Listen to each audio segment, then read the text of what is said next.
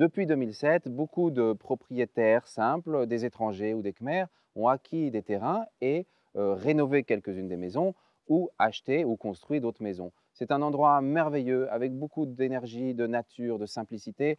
Basiquement, il n'y a pas de centre commercial, il n'y a pas de bar, il n'y a pas de nightclub, il n'y a pas de nightlife, il n'y a pas de filles, il n'y a pas de tourisme de basse catégorie. Et c'est ce qui fait les conditions extraordinaires de tranquillité, de nature et de sécurité qui permettent à beaucoup de familles de prendre beaucoup de temps et beaucoup de plaisir à Kep.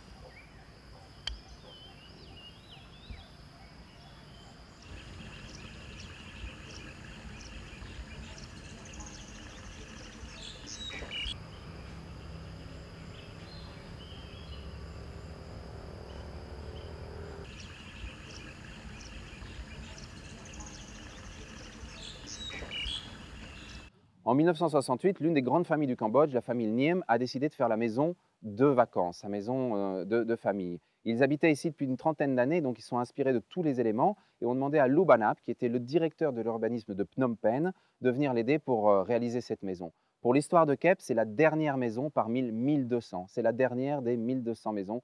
Après 68, la guerre et l'effroi sont arrivés sur le pays et plus personne n'est venu à Kep à partir de 1972.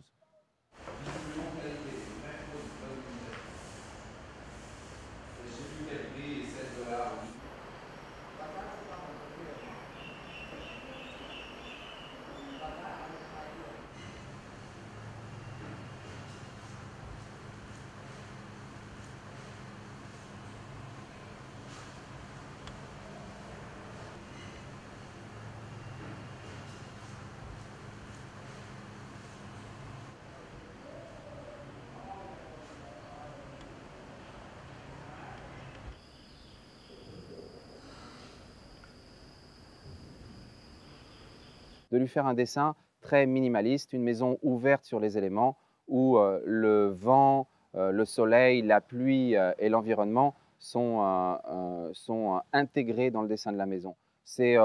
On peut appeler ça très inspiré par Le Corbusier, par le Bauhaus et les constructions minimalistes des années 1930-1940 en Europe.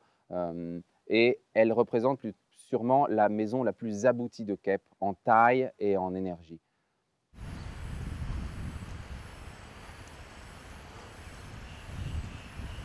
Ça va, j'ai fait. Et qu'est-ce qu'il fait lui Sur les maisons, les anciennes maisons ici. Ah, ok. Concernant la Villa Romonea, c'est une villa de gros format avec un design particulier d'époque sur un terrain relativement grand avec une vue sur le golfe de Thaïlande et qui a tout pour se détendre, se reposer dans un cadre très particulier avec des énergies très particulières.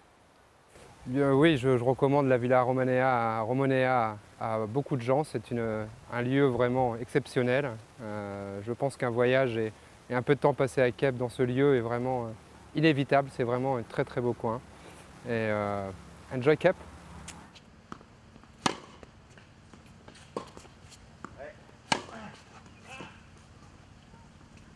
You can shoot that. That's a good one.